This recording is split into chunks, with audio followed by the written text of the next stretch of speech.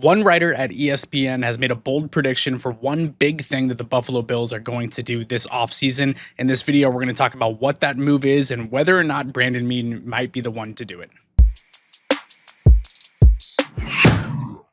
What's up, everybody? It is Jon Helmkamp with A to Z Buffalo. So every year, ESPN takes a little bit of a look around the league and they go team by team, putting together predictions and big moves that they need to make and their cap situation and things that need to be addressed. And they just do this big like bow on the season type article.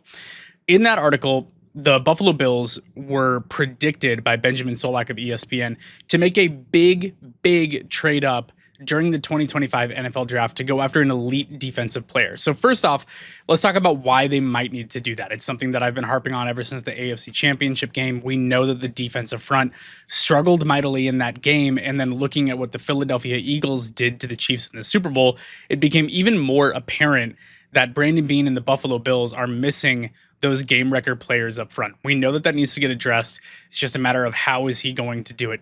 Now, let's talk about the move itself. Brandon Beane moved up in the 2018 NFL draft from 12th overall to 7th overall to select Josh Allen. That was only a 5-pick move. That's not a giant jump. Since then, he has not moved up in the first round of any NFL draft. He's moved down in a handful, including last year, where he moved back twice, including with Kansas City, to get back to 33rd overall, the top of the second round, to take Keon Coleman. So I understand the prediction. I understand the want, even if you're a Bills fan, for Beane to really swing for the fences and go all in. And I think there's reason to think that he might do that. He said in his end of season press conference that those game record type players aren't always out there and aren't always available, that your like Micah Parson type players aren't frequently available. Well, now all of a sudden you have Myles Garrett in Cleveland who's requesting a trade. Maybe he is available, maybe he's not. But he also said in that press conference that finding those elite players at the back of the first round isn't always an easy thing to do, which obviously that makes sense. The elite prospects get drafted super early. Buffalo's been a perennial playoff team over the last 5 years. They're always selecting near the end of the first round. It's been hard to find those elite talents. Now, that's not to say that you can't.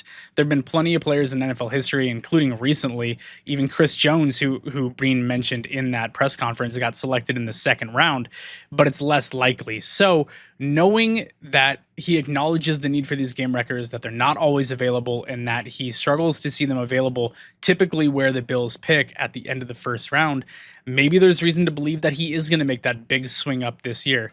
You have Josh Allen, who just won an MVP. The team's ready to go. It's primed. It's really close. They were 3.5 minutes away from potentially knocking out the Chiefs and getting to their first Super Bowl in over 30 years. Go get those elite talents. And one thing that Beane does have at his disposal this year is he has 10 draft picks to work with, including 2 seconds.